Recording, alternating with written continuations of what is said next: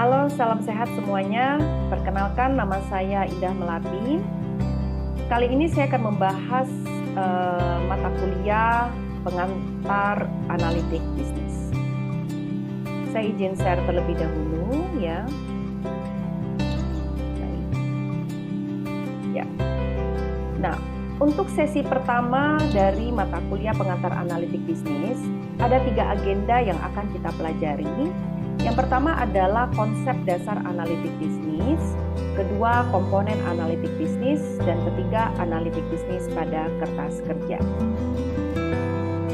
Baik, bicara konsep, maka kita mempelajari definisi analitik bisnis. Tujuannya supaya kita semua memiliki perspektif yang sama mengenai analitik bisnis. Berikut adalah definisinya. Jika kita melihat definisi ini, maka sebenarnya analitik bisnis itu memiliki setidaknya 3 kata kunci utama. Yang pertama adalah data, kedua adalah bicara tentang analisis, dan yang ketiga bicara tentang pengambilan keputusan. Jadi, analitik bisnis merupakan suatu proses mengubah data menjadi tindakan melalui analisis dan wawasan dalam konteks tujuannya untuk mengambil keputusan dan untuk memecahkan sebuah masalah. Baik, jadi sebenarnya analitik bisnis itu adalah proses untuk mengubah data. Data itu, apa ini maksud dengan data? Data adalah angka atau teks yang dikumpulkan dengan cara beberapa tipe proses pengukuran, di mana data itu kemudian diubah, diolah, dianalisis, tujuannya menghasilkan sebuah informasi, yang nantinya informasi ini akan kita gunakan untuk membuat suatu keputusan. Data saat ini sudah sangat banyak. Data yang kalau kita bicara volumenya, kita kenal istilahnya big data, yaitu sekumpulan data dalam volume atau ukuran yang sangat besar, diperoleh dalam berbagai macam sumber yang tersedia dalam waktu yang real. Big data itu adalah data yang biasa kita temukan di data di internet atau data-data di sosial media. Sebuah perusahaan biasanya akan menganalisis big data dengan tujuan untuk mempelajari bagaimana perilaku dari konsumennya tersebut, atau ingin mengetahui bagaimana sentimen konsumennya terhadap produk yang baru diluncurkannya. Nah, big data kalau bicara karakteristik, setidaknya ada 4 karakteristik dari big data itu, atau biasa kita kenal istilahnya adalah 4P. V pertama artinya adalah volume, bahwa ukurannya itu sangat besar. V yang kedua adalah variety, yang artinya variasi data itu sangat beragam. Yang ketiga, V ketiga adalah velocity, yang artinya bahwa data tersebut berubah, bertambah, berkurang itu dengan kecepatan yang bisa per detik gitu ya. Dan yang keempat adalah veracity, bicara tentang keakuratan data tersebut. Nah, pada saat kita ingin menganalisis sebuah data gitu ya dalam analitik bisnis, maka kita harus memastikan bahwa data yang kita analisis ini memenuhi 2 unsur, yaitu adalah reliabilitas dan yang unsur kedua adalah validitas. Apa itu reliabilitas? Reliabilitas akan berfokus seberapa akurat dan konsisten pengukuran data yang akan kita analisis. Sebagai contoh, ketika kita misalnya ingin mengukur tinggi badan seseorang, maka pengukuran dengan menggunakan penggaris akan menghasilkan data yang lebih reliable dibanding jika kita ingin mengukur tinggi badan seseorang dengan menggunakan jengkal tangan. Gitu ya. Itu disebut reliabilitas. Artinya siapapun yang mengukur tinggi badan dengan menggunakan penggaris maka akan menghasilkan hasil yang sama dibanding jika 2 orang mengukur tinggi badan seseorang dengan menggunakan jengkal tangannya masing-masing. Nah, apa yang dimaksud unsur yang kedua yaitu validitas. Validitas berfokus apakah data yang kita ukur itu sudah benar sebagaimana data tersebut seharusnya diukur. Sebagai contoh, kita ingin mengukur tinggi badan seseorang dengan tujuan ingin membandingkan orang mana yang lebih tinggi dan mana yang lebih rendah, yaitu dengan mengukur tinggi badan seseorang tadi. Maka kita sebut data tersebut valid. Tapi jika tinggi badan seseorang itu, data tinggi badan seseorang itu kita gunakan untuk mengukur tingkat kecukupan gizi dari seseorang, maka bisa kita katakan bahwa data tinggi badan seorang itu menjadi tidak valid, gitu ya. Jadi harus pas ya antara apa yang ingin kita ukur dengan data yang akan kita ukur. Kalau di dalam slide ini dikasih contoh, misalnya sebuah pertanyaan survei ke pelanggan yaitu berkaitan dengan tingkat kualitas makanan. Jika kita bertanya kepada pelanggan, maka pengukuran kualitas makanan itu menjadi tidak reliable. Mengapa? Karena setiap pelanggan itu mempunyai preferensi yang berbeda mengenai kualitas makanan. Terutama biasanya rasa setiap pelanggan itu berbeda-beda. Jadi tidak bisa digunakan sebagai ukuran untuk mengukur tingkat kualitas makanan. Dan tingkat kualitas makanan, data tingkat kualitas makanan tersebut juga bisa menjadi tidak valid ketika kita ingin mengukur tingkat kepuasan pelanggan. Nah, kenapa? Karena tingkat kepuasan itu tidak hanya mengukur kualitas makanan, tetapi dia juga mengukur kualitas layanan. Nah, jadi pada dasarnya analitik bisnis itu merupakan gabungan 3 bidang. Yang pertama adalah business intelligence atau information system. Yang kedua adalah bidang statistik dan ketiga adalah modeling dan optimization.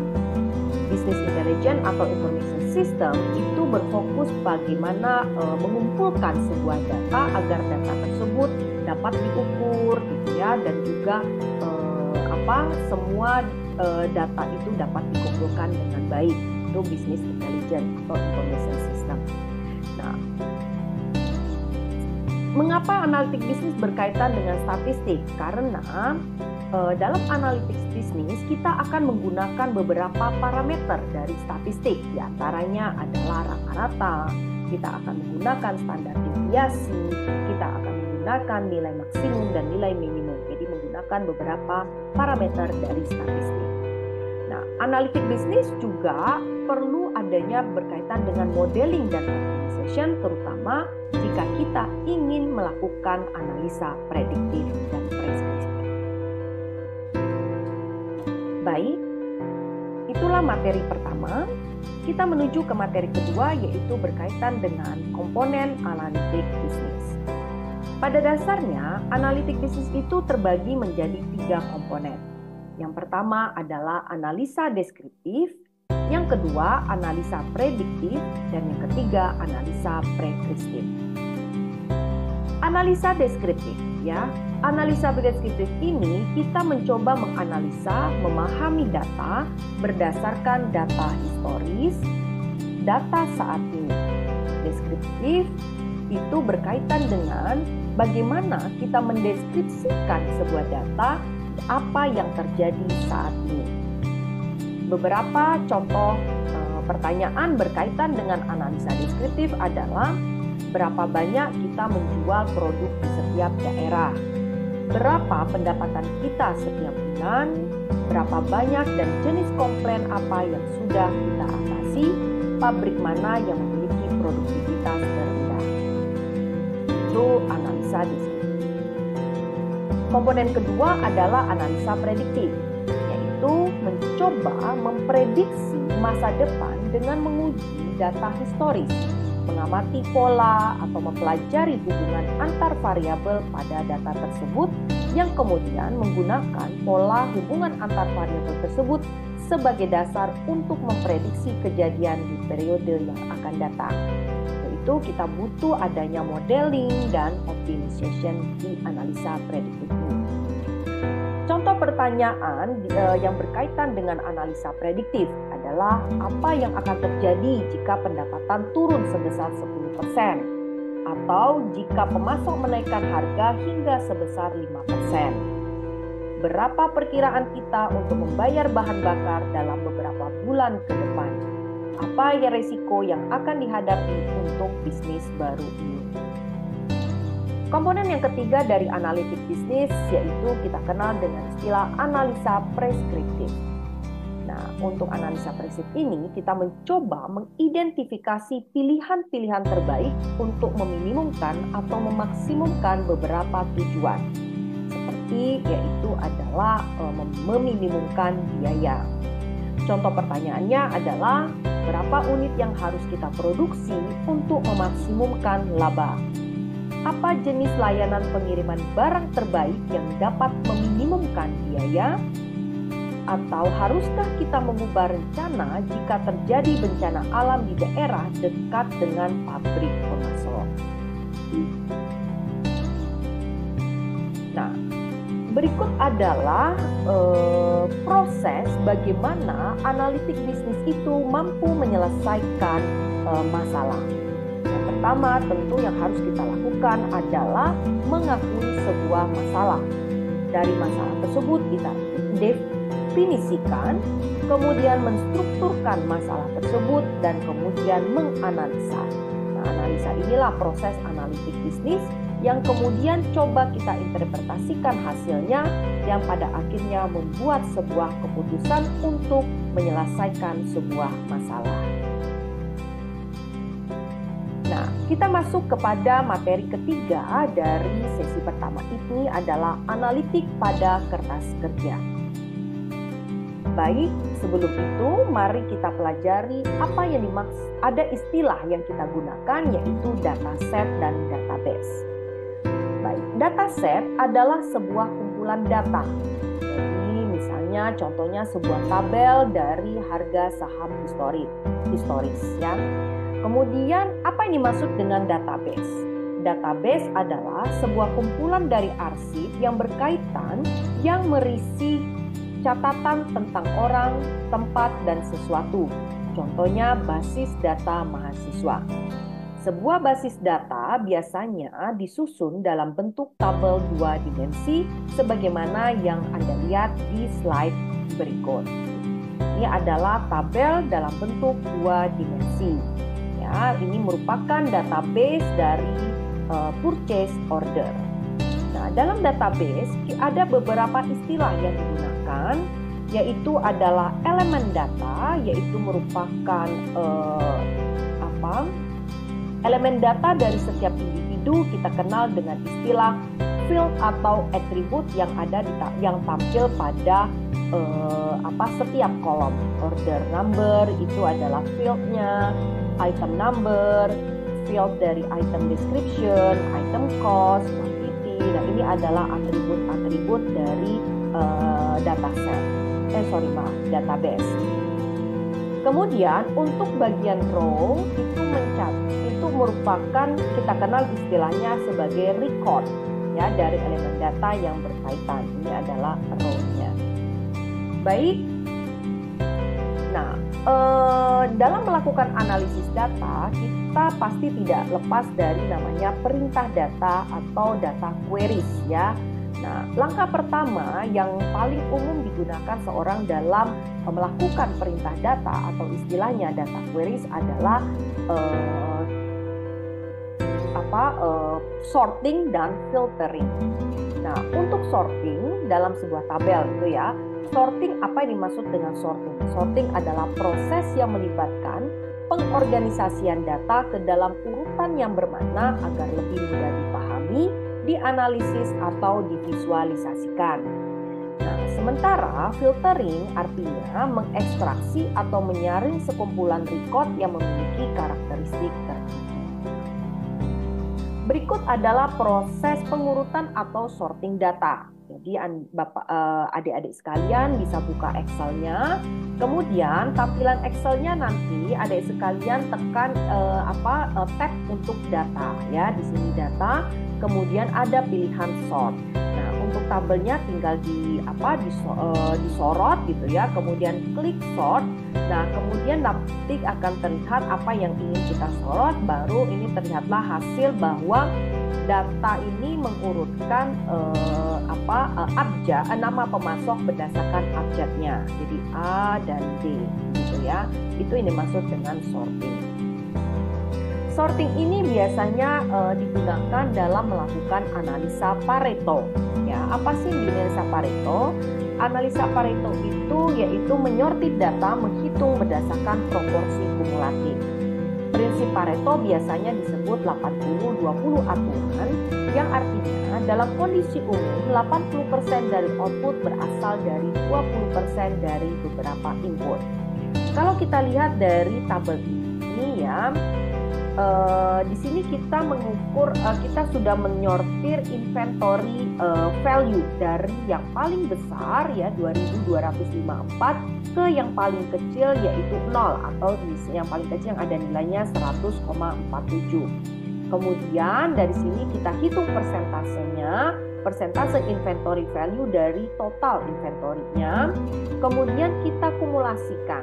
Jadi kalau misalnya untuk yang awal ya, yang road itu 11,2%, kemudian baris kedua 21,1% yang diperoleh dari 11,2% ditambah 10% menjadi 21,1%. Baris ketiga 30,9 diperoleh dari 21,1% ditambah 9,8% dan seterusnya. Nah, kumulatif ini akan bermanfaat buat kita menganalisis, misalnya kita lihat 75% ada di baris berapa nih? Ke-12 ya, ada di baris 12. Kita katakan bahwa sekitar 75% dari nilai persediaan terhitung sebesar kurang dari 40% atau 9 dari 24 item. Jadi ini adalah 9 ya, walaupun dia baris 12 tapi dia produk yang ke-9 ya.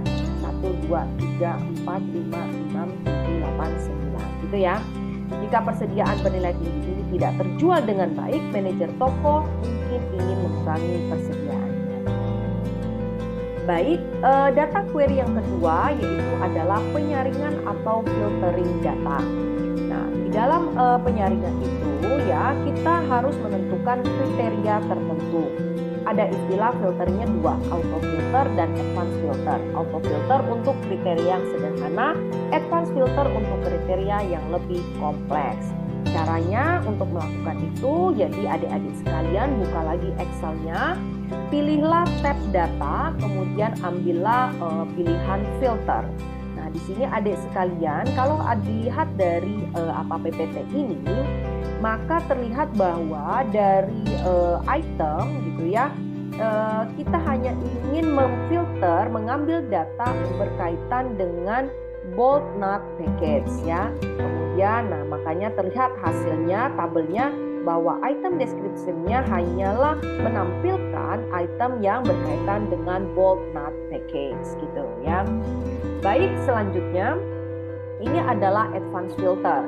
Nah, namun itu kan disebut dengan simple kriteria. Kriterianya sederhana. Nah, jika untuk filter ini juga bisa kita aplikasikan untuk kriteria yang lebih kompleks. Sebagai contoh, kita buat dulu tabelnya di atas ya, yaitu adalah bahwa kita hanya akan mengambil data, memfilter data yang jika suppliernya adalah, yaitu hanya untuk suppliernya hoki dan fastener dengan kuantitasnya lebih dari 5.000, di mana order date-nya adalah tanggal 9 Januari 2011 dan supplier Stipin Incorporation kuantitinya kurang dari 5.000 dengan order date yang sama 9 November. Jadi tinggal tekan ini, kemudian nanti ada pilihan advance, adik-adik sekalian tinggal masukin datanya, dapatlah hasilnya. Nanti kita tabelnya akan hanya menampilkan supplier ini gitu ya, dengan quantity yang lebih besar dari 5.000 untuk yang bouquet supplier dan kurang dari 5.000 untuk supplier Stelpin gitu ya. Baik, nah selanjutnya di dalam Excel kita juga mengenal beberapa formula atau fungsi logika, yaitu adalah fungsi if, fungsi AND dan fungsi OR. Nah, adik sekalian, kalau mau menggunakan fungsi if, berarti kita mencoba menghasilkan nilai yang diinginkan jika kondisi yang diinginkan terpenuhi. Kemudian untuk fungsi AND itu menghasilkan true jika semua kondisi benar dan false jika tidak. Kondisi OR sebuah fungsi logis yang menghasilkan true jika salah satu kondisi benar dan false jika tidak. Kondisi itu dapat terdiri dari dengan simbol ini sama dengan artinya equal, simbol ini sama dengan greater than gitu ya, dan ada berbagai macam simbol. Sebagai contoh misalnya, adik-adik sekalian ingin membuat adanya kolom order size gitu ya dengan data yang ditampilkan gitu ya, order size. Kemudian adik sekalian itu ingin menulis gitu ya, menyatakan bahwa ini adalah if ya, jadi sel KF ya dengan menggunakan fungsi logika if. Misalnya pesanan dengan kuantitas setidaknya 10.000 unit, maka paling sedikit 10.000 unit kita klasifikasikan sebagai large. Jika tidak, jika kuantitas yang dipesan kurang dari 10.000, maka order size-nya kita define, kita klasifikasikan dengan small. Jadi untuk formulanya yang digunakan adalah sama dengan di sini ada if ya, harusnya if buka kurung F4 lebih besar sama dengan 10.000, koma, kemudian ada tanda apostrofi ini large, koma, apostrofi small. Artinya jika dia lebih besar sama dengan 10.000, maka hasilnya adalah large, jika tidak maka tulisannya adalah small. Nah, kita juga bisa mengaplikasikan fungsi if ini dengan menggabungkan fungsi logika AND. Jadi di sini contohnya kalau adik-adik kita bisa lihat hasilnya ada di kolom L ya. Sebagai contoh misalnya kita tulis if buka kurung N K sama dengan large, koma G4 lebih besar sama dengan cost per order lebih besar sama dengan 25.000, maka istilahnya critical. Jika tidak, maka tidak ada tulisan apa-apa. Gitu ya, itu fungsi logika. Nah, beberapa fungsi logika yang mungkin harus adik-adik pelajari yaitu fungsi logika VLOOKUP, HLOOKUP, index, match, dan choose ya. Silakan dibaca satu-satu definisi dari masing-masing fungsi logika yang ada di kertas kerja spreadsheet, yaitu terutama Excel. Nah, untuk VLOOKUP ya, ini tujuannya adalah misalnya adik-adik ingin mengambil transaksi code 801033311 ya, maka adik-adik dapat menggunakan fungsi VLOOKUP atau fungsi index ya. Pada dasarnya sama dengan formula sebagai berikut yang ditampilkan di slide ya. Formula indeksnya juga pada intinya hasilnya nanti sama 8010331 ya, sama ya. Baik. Nah, jika adik-adik ingin gabungkan nih, misalnya adik-adik ingin mengetahui berapa sih sales untuk di bulan April dengan produk A. Nah, bisa dilihat dengan manually ya, dengan tampilan seperti ini, dicari bulan April. Bulan April gitu ya, dengan ini hasilnya ini 8.554. Nah, tapi mungkin itu kurang praktis gitu ya. Adik-adik juga bisa misalnya menghitung langsung dikasih kode aja yang di salesnya ini. Salesnya tinggal ditulis Maret gitu ya, produknya A, itu dapat langsung muncul sendiri salesnya. Nah, jika demikian maka adik-adik dapat menggunakan rumus gabungan VLOOKUP ditambah if gitu ya. Silakan dicoba ya adik-adik, dicoba diketik ulang tabel ini, kemudian tampilkan penampilannya seperti ini. Nah, di kolom S, kolom I di berapa ini? Di 8 itu taruh nih formulanya ini. Nah, nanti tinggal di sama atau tidak hasilnya 8544. Baik. Sama ya, untuk tampilan ini selain value up if, adik-adik juga bisa menggunakan formula yang lain, yaitu value up plus match. Pada intinya sebenarnya sama hasilnya, tujuannya sama ya. Sama juga selain value up if, kemudian tadi value up match, adik-adik juga bisa menggunakan formula lain, yaitu index plus match. Jadi artinya fleksibel ya, tidak ada satu formula itu untuk satu output. Jadi banyak cara ya menuju Roma, intinya gitu ya. Kemudian untuk analisis data juga kita yang cukup powerful ya di dalam Excel atau kertas kerja spreadsheet itu adalah tabel pivot. Nah, bagaimana sih untuk mendapatkan tabel pivot? Adik-adik nanti tinggal buka lagi Excel-nya, kemudian klik insert, kemudian ada pilihan pivot table. Pivot table merupakan sebuah fitur di Excel untuk menyaring kumpulan data kompleks menjadi informasi bermakna. Dia dapat menyediakan, membuat ringkasan khusus dan bagan informasi penting di data, membuat tabulasi silang dan menelusuri kumpulan data yang besar dengan berbagai cara. Berikut adalah cara sederhana menghasilkan tabel pivot ya. Jadi di sini kita mempunyai sebuah data basis data gitu ya. Ada basis data dengan tampilan terdiri dari customer ID, region, payment, transaction code, source, amount, product, dan time of data. Dari data ini kita ingin menganalisis gitu ya. Sebenarnya kita ingin tahu berapa sih pendapatan gitu ya. Berapa sih pendapatan berdasarkan region dan berdasarkan berdasarkan region misalnya. Kita pengen tahu kalau berdasarkan region kira-kira ini ya, produknya ada dua ya, DVD dan book. Jadi kita pengen menganalisis nih berapa sih rata-rata, berapa sih total ya, total revenue berdasarkan region dan kemudian berdasarkan produk. Caranya kita cukup tinggal generate table pivot ya. Kemudian dari generate table pivot akan menghasilkan field di bawah ini yang kiri, di bawah pivot table field. Tinggal adik-adik masukin yang produk ya, dicentang, ditarik ke kolom, kemudian row-nya kita tarik ke region, value-nya adalah revenue. Nanti tampilannya akan seperti ini tabelnya. Nah, dari sini tabel yang kita peroleh, kita bisa ketahui, oh ternyata untuk region East dengan produk yang book, total pendapatannya adalah 3.364.